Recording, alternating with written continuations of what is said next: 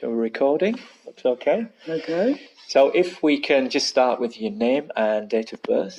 Graham Reid, born on the 18th of May 1942. And the year you joined IMM. IMM has to be 1979.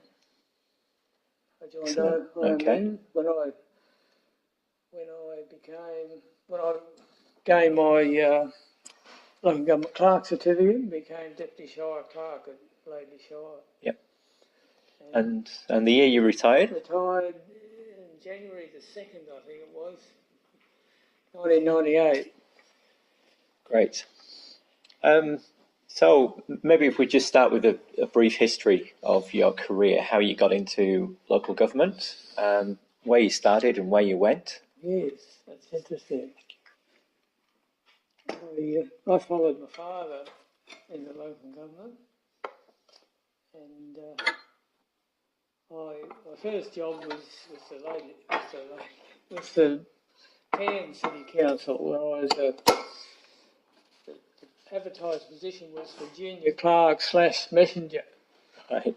So I was the message boy,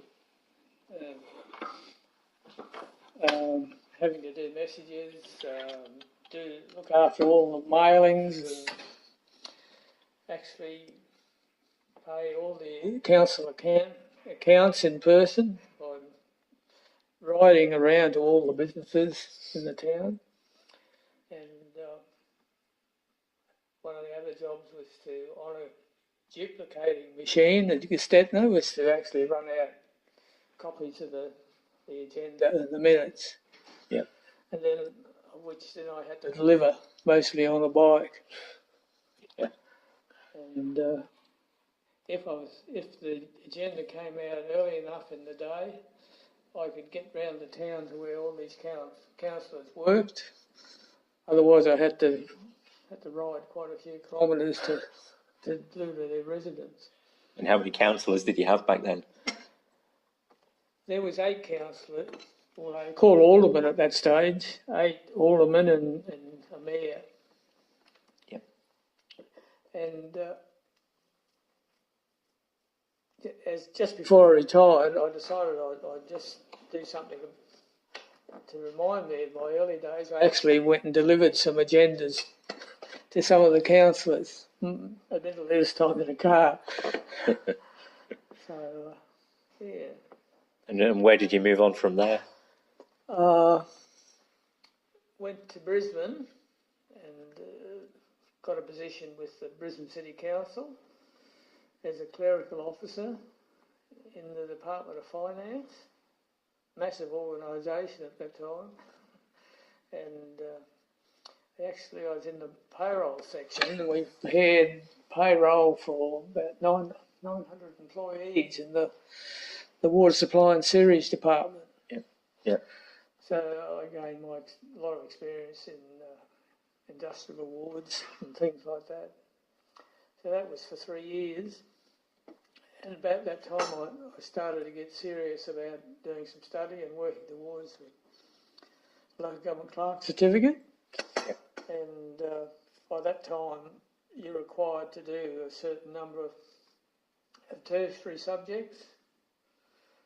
So I went to started at Queensland University for a couple of years, then I switched to Toowoomba to the Darling Downs Institute of Advanced Education. I finished my studies there. Yeah. And in 1979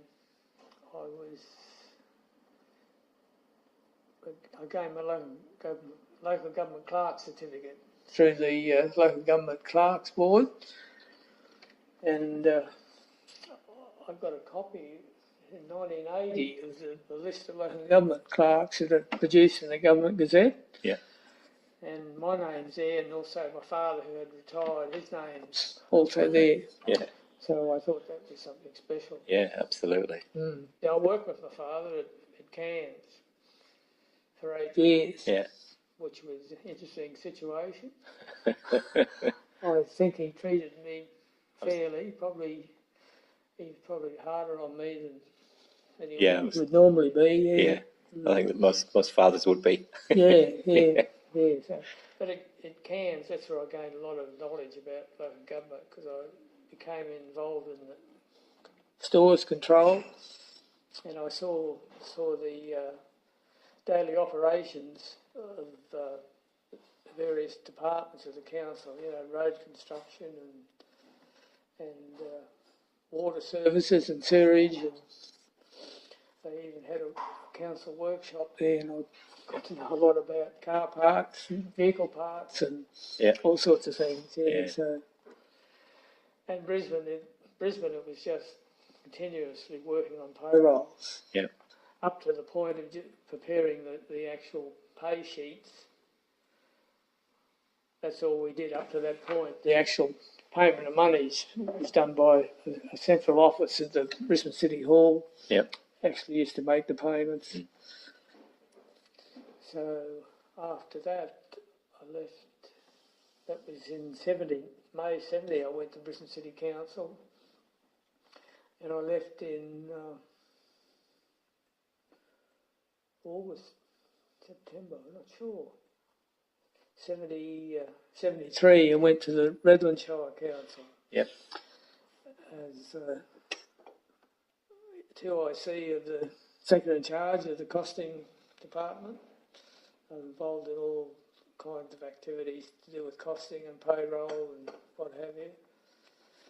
And then in 76, with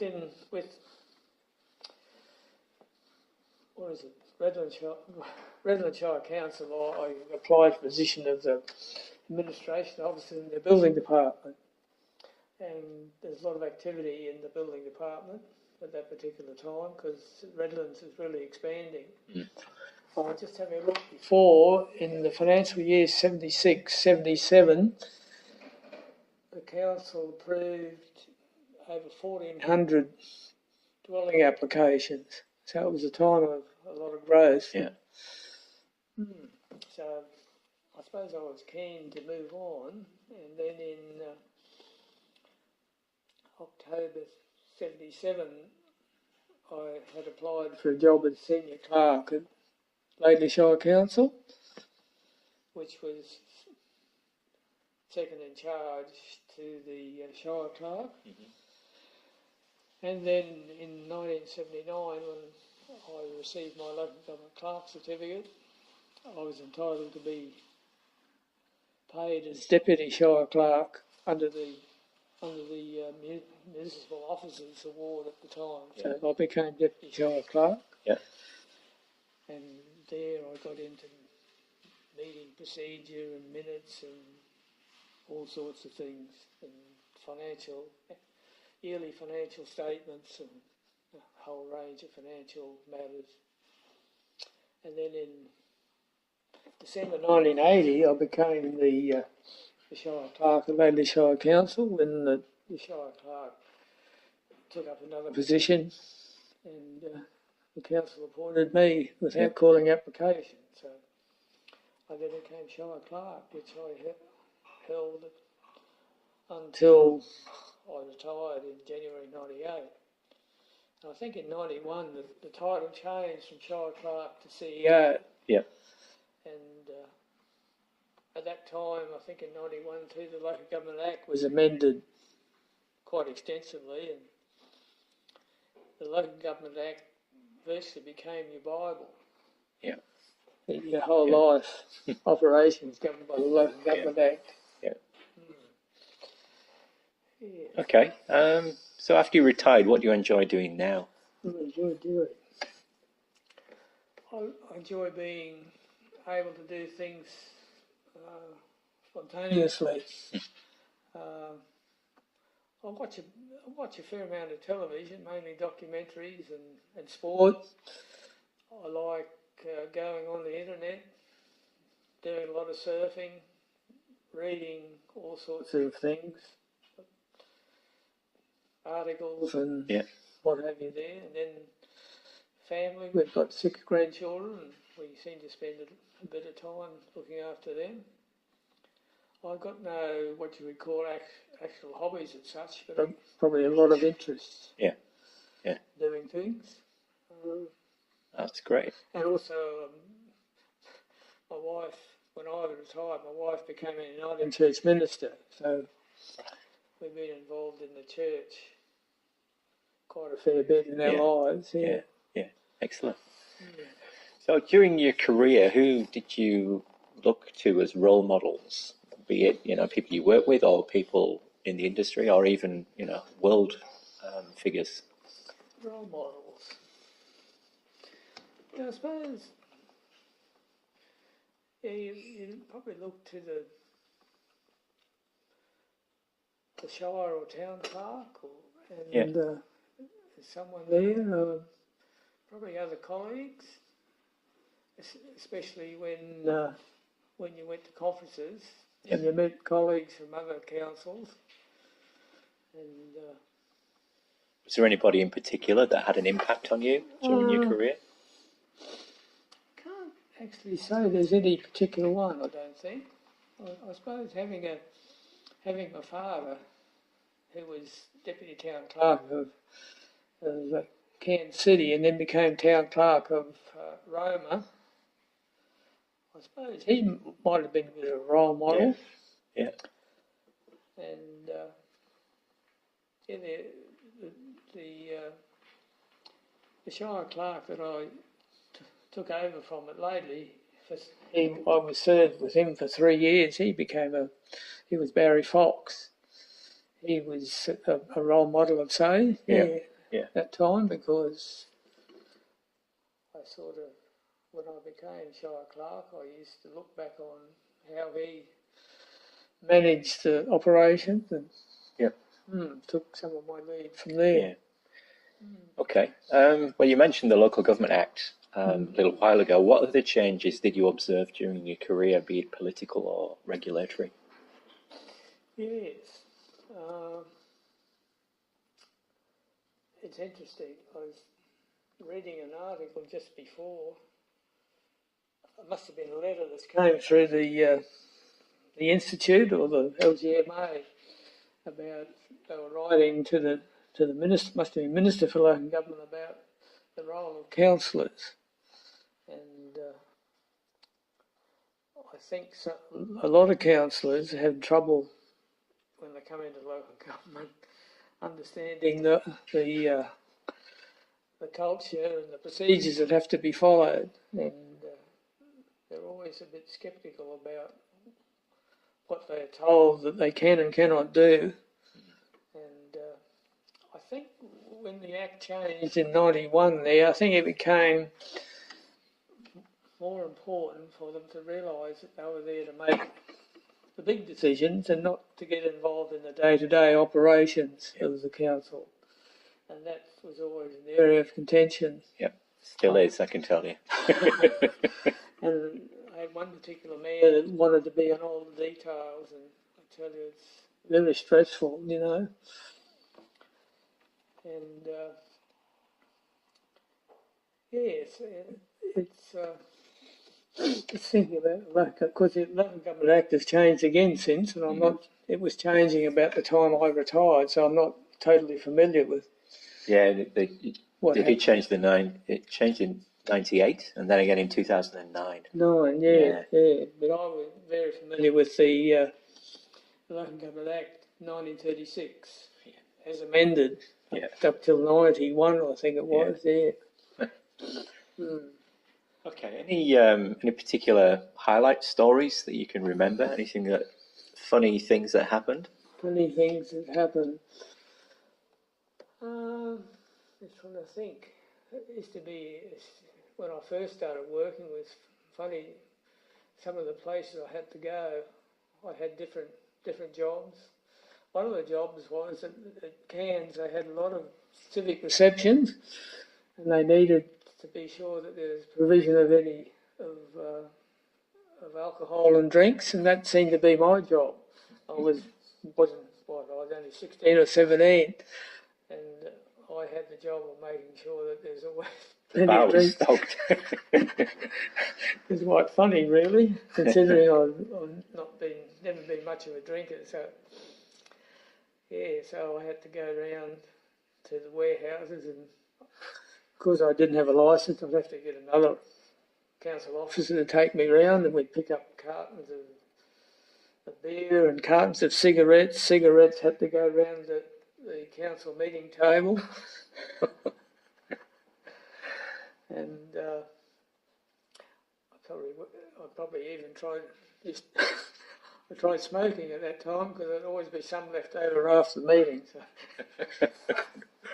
And the other thing, I remember going around getting cheques signed by councillors. One councillor worked at the railway workshops in Cairns, and he was a painter. And I'd have to go and get his signature, so I'd go into the workshops, and he'd be working on a carriage, and he'd have to wipe his paint off his hand so he could sign these cheques. Different times, eh? Yeah. It's a funny thing. Some of the funny highlights about certain ratepayers that became very well known to council staff. You know, always complaining, and the council was never doing the right thing. But then, on talking to the police and to other government services, you found out that they also knew them, because they was always contacting them too. So that was very interesting, and I'm sure that's still the case today. Yeah. Any lowlights? Some bad things? Yes, I suppose one of the things that I found very stressful was when the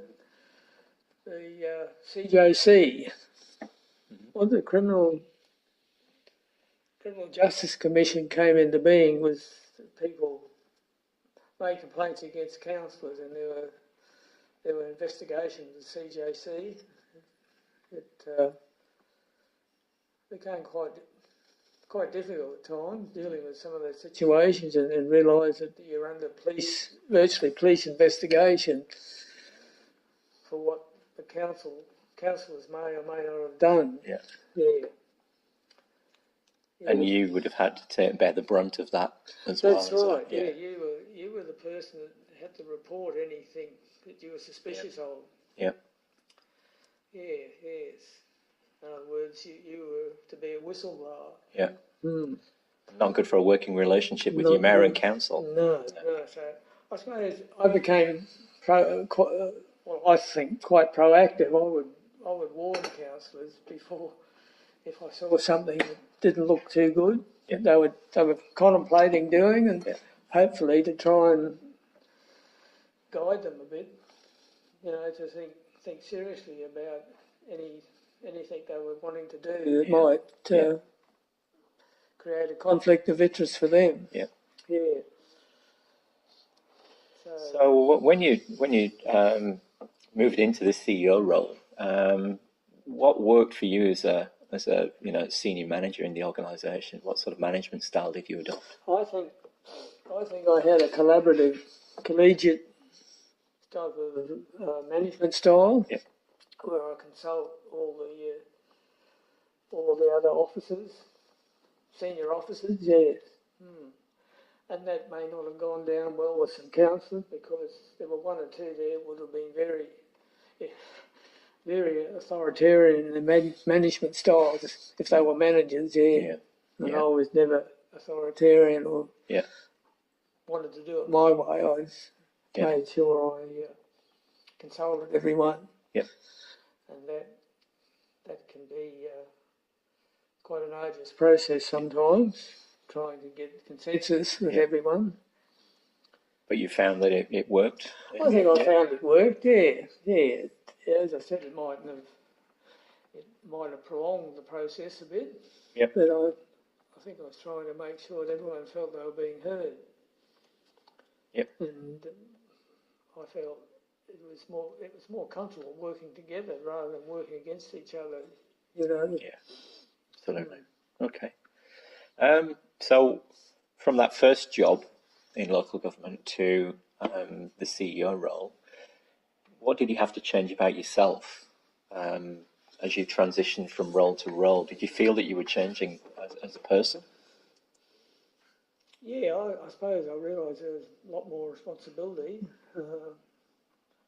And I had to realise that I was probably the senior advisor to council, not just one of a number, and that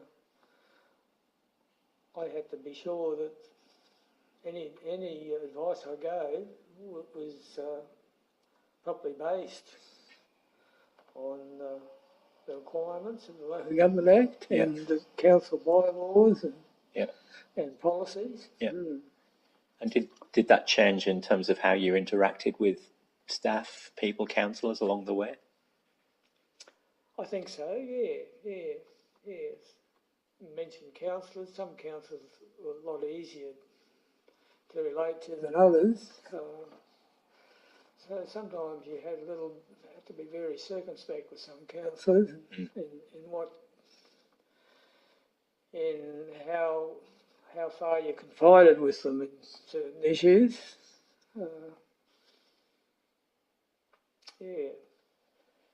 So I think you mentioned before about the CJC.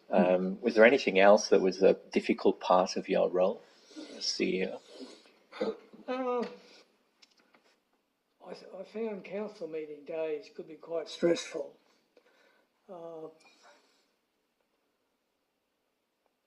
They had a practice there at Laidley in the general business of going round each councillor and asking what matters they would like to bring up.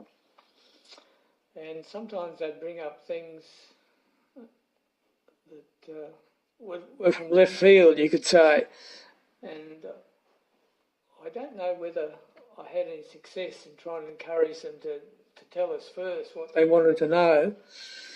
It's almost as if they were trying to catch you out. Yeah. And that could be quite stressful. Yeah. I think one or two particular councillors would do that, I think, purposely, to see if they could catch you out. What about staff management? Any? Yes, I didn't really have much problem for staff management, except in the area dealing with some of the female staff who thought that they were bumping up against a glass ceiling, and they thought they weren't being treated fairly. But it was a bit of a difficult time trying to deal with that and trying to be fair and just about the issue. Okay. So overall, what would you consider the best thing about a local government career? Local government career. I think it's realising that you are, in the end, serving the community and trying to provide the services that are required of a modern society, providing everything that's needed for a society to run smoothly. And one of the things was trying to realise that although you were there for the community, they didn't employ you. The council employed you. And I think sometimes some of the community ratepayers thought that they employed you directly, but that's not the case. They're employed by the council. And as it turned out, I had a brother in local government too, so there's a bit of a history. Family history, yeah, long family history. Running through, I think, I've worked out it's over 90 years in total altogether that we served, So did any of your children go into local government? No. They broke the mould. Nothing. They're completely different, Yeah. So has local government changed a lot? Obviously from when you were... It's changed a lot. I still look up occasionally on the websites for the Lockyer Valley Council. Yeah. I occasionally go through their minutes to see what they're doing, and also for the Moreton Bay Council where I live, I have a look at their website occasionally. You can see the way that the information that goes into reporting and into their minutes has changed a lot. They're they're having to be much more accountable for their decisions they make. Yep. They have to give their reasons why they make certain decisions, and Yep. that probably wasn't necessarily so 20 years ago. You had to be so thorough in the way that you made decisions. Yep. Okay.